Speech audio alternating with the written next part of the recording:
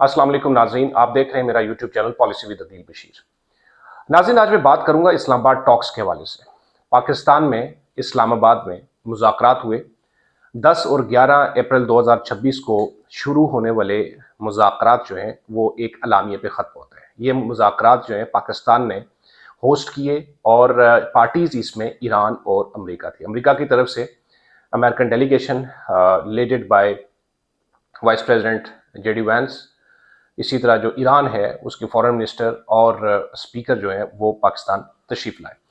थोड़ा सा इसका बैकग्राउंड समझने की ज़रूरत है। आपको मालूम है कि 40 रोज़ तक अमेरिका और इसराइल का एक असाल्ट स्टार्ट हुआ ईरान पे और ईरान ने उस पर रिटेलिएशन किया, तो जंग सूरत पैदा हो गई, नहीं बल्कि जंग शुरू हो गई।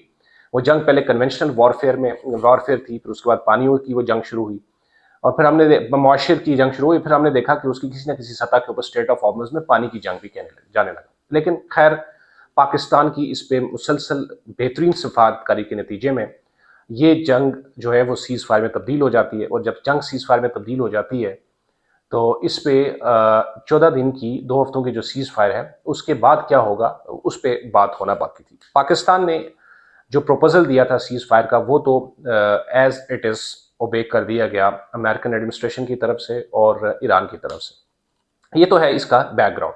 10 अप्रैल और 11 अप्रैल को पाकिस्तान इस्लामाबाद में इस्लामाबाद टॉक्स के नाम से बैठक का आगाज़ होता है। पाकिस्तान ने इसको होस्ट किया। अमेरिका और ईरान के सीनियर लेवल के डेलीगेशंस पाकिस्तान में आए, जिसमें American vice president JD vents, Witkoff Kushner शामिल है और और पार्लियामेंट में ईरान की पार्लियामेंट के और पार्लियामेंट के स्पीकर एंड फॉरेन मिनिस्टर जो हैं वो भी इसमें शामिल हुए। बहुत सारी बातें सुनने को मिल रही हैं। टॉक्स कामयाब हुई हैं या टॉक्स कामयाब नहीं हुई, क्या दोबारा हमला होने जा रहा है या क्या अब मुस्तकबिल में क्या होने जा रहा है। थोड़ा सा इस हवाले से जानने की ज़रूरत है कि जो मैंने आपसे जिक्र किया कि प्री टॉक्स जो एक माहौल बना था, तो टॉक्स के दौरान क्या हुआ।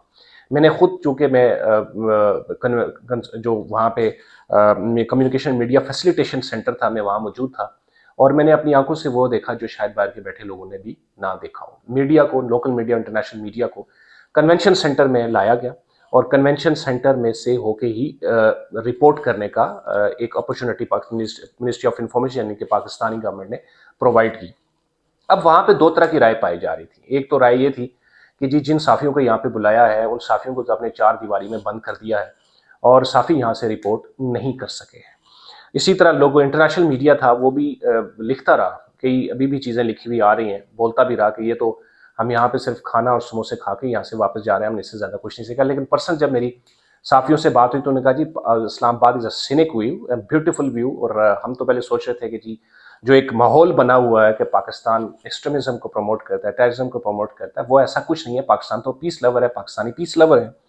तो खैर, ये 3-4 बयानिए जो हैं वो टॉक्स में यहाँ पे शामिल हो रहे हैं। अब उस दौरान ये हुआ कि डेलीगेशंस की हमारे करीब में ही शरीना होटल में, प्राइम मिनिस्टर हाउस में मुलाकातें हुई। शरीना होटल में टॉक्स चल रही थी, तो वार्मली वेलकम भी उनकी आमदन पे किया था प्राइम मिनिस्टर ऑफ पाकिस्तान के मैसेजेस भी, और जो एक्चुअली जो मौजूद थे वहाँ पे DPM एंड फॉरेन मिनिस्टर इसहाक डार साहब, उनको क्रेडिट भी जाना चाहिए कि उन्होंने बेहतरीन सफारतकारी में किरदार अदा किया। इस तरह वहाँ पे मिनिस्टर ऑफ इंटीरियर भी मौजूद थे और सबसे खास पाकिस्तान फौज के सरबराह सीता सालार CDF सैयद आसिम मुनीर साहब ने भी वेलकम किया दोनों डेलीगेशंस को। एक को ईरान के डेलीगेशंस को यूनिफॉर्म में किया वेलकम, और जो अमेरिकी डेलीगेशन था उसको नॉर्मल सिविलियन शूटिंग में किया। जाहिर है वर्दी का भी अपना एक जेस्चर है, डिप्लोमेटिक जेस्चर है। इसी तरह शूटिंग का जो टाई जो पहनी थी, वो टाई आसिम मुनीर साहब ने, इसी तरह जो इसहाक डार साहब हैं उन्होंने भी जो टाई पहनी हुई थी। ये चीज़ें भी बड़ी मैटर करती हैं इसमें। और एक मैसेज जा रहा था खामोशी का, बेहतरीन सफारतकारी का, काम होने का, पुरुमीद होने का। CDF ने जो ड्रेसिंग की हुई थी, टाई जो पहनी थी, इसी तरह इसहाक डार साहब ने जो पहनी हुई थी उस पर से भी जा रहा था। इवन के प्राइम मिनिस्टर ने जो पहनी हुई थी, एक पॉजिटिव जेस्चर जाता है पाकिस्तान की इस लेवल पे। फिर हमने ये देखा कि डेलीगेशन जो हैं वो प्राइम मिनिस्टर ऑफ पाकिस्तान से भी मिले और वहाँ पे दोनों डेलीगेशंस मिले, उनकी बात भी वहाँ पे हुई। खैर, टॉक्स जो हैं वो बैक एंड पे चलती भी रही। 10 को भी इनफॉर्मल टॉक्स हुई इस्लाम और 11 को फॉर्मल टॉक्स। तकरीबन कोई 30 से ज़ायद घंटों पे मुश्तमिल ये टॉक्स, बायलैटरल टॉक्स और फिर पाकिस्तान की इसमें इन्वॉल्वमेंट ये चलती रही इस्लामाबाद टॉक्स में। मीडिया का मैंने आपको बताया कि कन्वेंशन सेंटर में ड्यूरिंग द टॉक्स में आपको बता रहा हूँ कवरेज के लिए मीडिया वहां मौजूद था, तो इस तरह की मुख्तलिफ आरा वहां पे आ रही थी। लेकिन जो पाकिस्तानी गवर्नमेंट है वो ये क्लेम करती है कि जी हमने मीडिया को कन्वेंशन सेंटर में ब्रैकेट किया हुआ था और हमने ये इसलिए किया हुआ था, वो इस वजह पेश करती है कि ताकि जो कोई ऐसी एक माइनर सी भी मिस्टेक ऐसी ना हो या ऐसी कोई खबर ना चले कि जिससे ये तासुर जा रहा हो कि जैसे जो एक्चुअल में चीज़ें हैं वो ना हो रही हो। तो फिर हमने ये देखा कि जो जर्नलिस्ट थे और उनको वहाँ पे बिल्कुल कन्फाइंड किया हुआ था, चार दीवारी के अंदर कन्फाइंड किया हुआ था। लेकिन जो इन्फॉर्मेशन थी वो जो अमेरिकन जर्नलिस्ट थे उन तक और जो ईरानियन जर्नलिस्ट थे उन तक किसी न किसी सतह पे मेरा ये ख्याल है जो मैंने देखा है कि वहाँ से पहुँच रही थी। लेकिन हमने ये देखा कि ओवरऑल जो एक जेस्चर है वो आपके सामने हमने पेश कर दिया। अब देखना यह है कि पोस्ट टॉक्स, ये टॉक्स खत्म हो गई हैं, क्या अब जंग होने जा रही है? अब लेटेस्ट हमने ये देखा है कि जब ये टॉक्स खत्म हो गई तो जेडी वैंस मुमकिन है जिनका रुकना भी बनता था, लेकिन वो बड़ी जल्दी में वहां से निकल गया और उन्होंने कहा कि जी टॉक्स एंडेड विदाउट एग्रीमेंट, कोई इसी एग्रीमेंट के बगैर ये टॉक्स एंड हो गई हैं।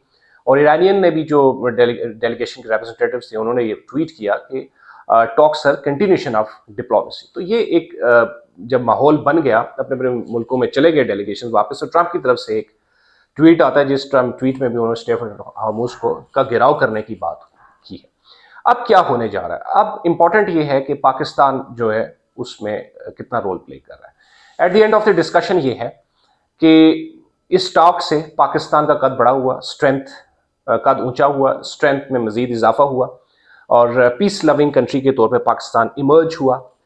इसी तरह deputy prime minister foreign minister का रोल बड़ा पॉजिटिव था। कॉम्प्लिकेटेड प्रोसेस था ऑल्दो, और जो इंटरनल प्रेशर्स थे ईरान के ऊपर, अमेरिका के ऊपर, वो बहुत ज्यादा थे। पाकिस्तान का काम ये नहीं था कि पाकिस्तान जो है वो मुज़ाकरात को कामयाब बनाए।